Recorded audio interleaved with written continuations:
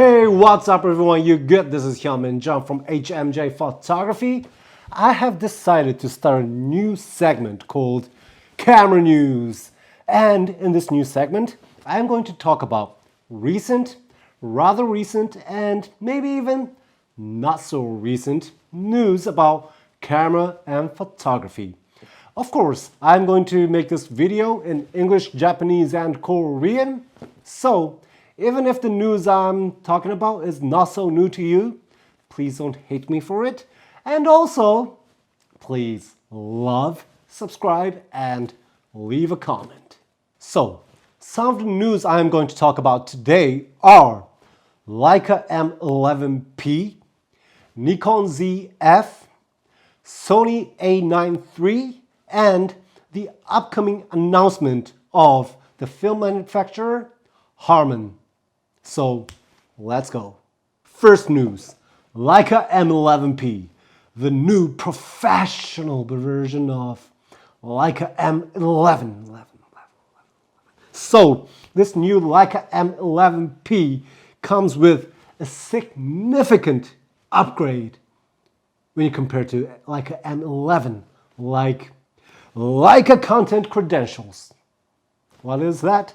So this is So basically what this is that when you take a photo, it comes with some like digital certificate proving that this image that you just took really is the image that you just took. Because this is because of the recent rise of AI generated photos. This is something that I really wanted in my camera.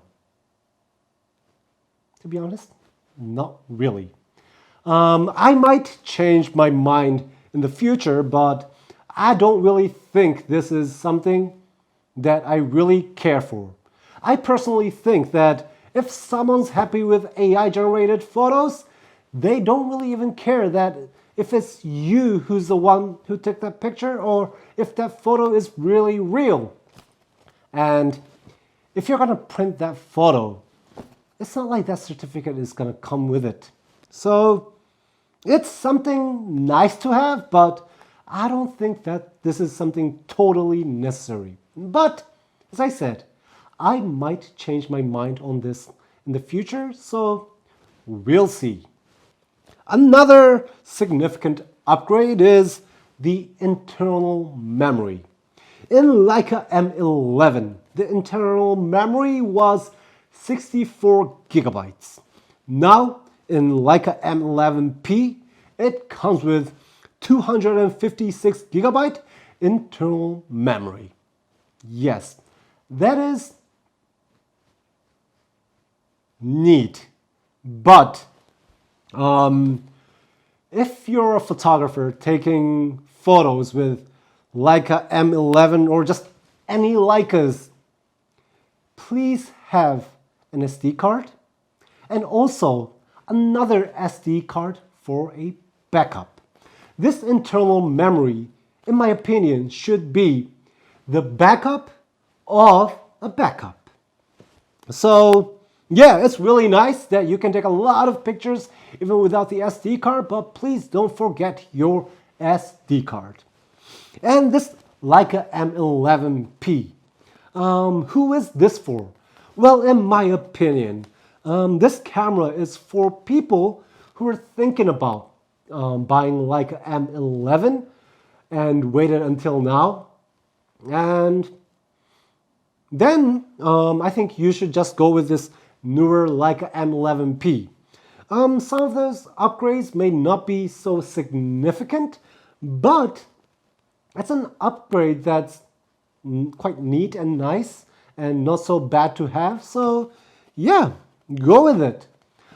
Personally, I'm more of a black and white person, so I would go for Leica M11 monochrome. Next news, Nikon Zf.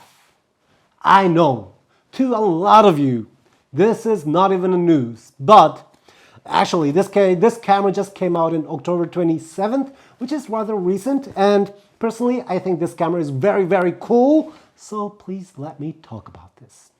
In my opinion, the coolest feature this camera has is the looks.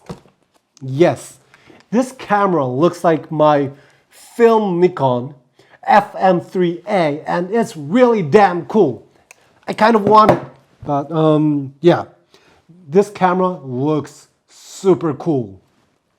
Performance-wise, I mean, I think looks is kind of like a performance, but just pure performance-wise, I think this is a very nice, high-performing camera.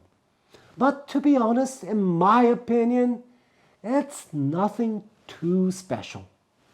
So to me, this Nikon Zf is a camera that I really want, but I don't really need.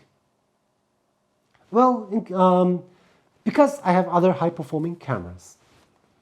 Related to this news, I read an article talking about how even Canon is going to release a retro-looking camera, so we'll see how it will go. Personally, I hope that Canon will make a camera, a mirrorless camera that looks somewhat like the Canon P, which also looks damn cool. Next news, Sony A9 III. Yes, I think this camera is super revolutionary for people who need it, which doesn't really include me personally. And the really cool feature of this camera that everybody's talking about is the global shutter. And you may be thinking, what is a global shutter? But before I get into that, let me talk about cameras that are not global shutter, which is rolling shutter, which applies to almost any kind of digital cameras. Rolling shutter is a sensor that reads your image when you take a photo from top to bottom. So there could be some delay. But in this global shutter, you are capturing the image with the sensor, like all the sensors simultaneously. So there is no delay. When I first started experimenting with strobe lights, I didn't know about this, so I tried using strobe lights with very high-speed shutter speeds. And what happened was that only the half of my image was lit with strobe, and the other half was just dark, which is because of this rolling shutter. But with this global shutter, you can use the strobe light with any kind of, almost any kind of shutter speeds, which can be super revolutionary for people who really needs this. And I think this could be really good for sports photographers and for portrait photographers who sometimes need that high speed shutter speed. As I said, for me, I don't really need this global shutter because I'm a street photographer and I hardly ever use strobes. But I think this is a very revolutionary evolution of camera, because in the future, I think this global shutter could possibly become the new standard. So, good job, Sony! Last news about the announcement that the film manufacturer Harman will make in December 1st. I'm sure that you've seen a lot of photographers and YouTubers talking about this announcement if you're on some Instagram or something. And personally, I think that it will be a new color film. And a couple days ago, I think it was Casual Photophile, and they were talking about how they already know what the announcement is going to be. And they said, it's something that we really can be excited about. Hopefully it's not a new Bluetooth speaker. And I hope it's cheap, because you know why. That's it for today.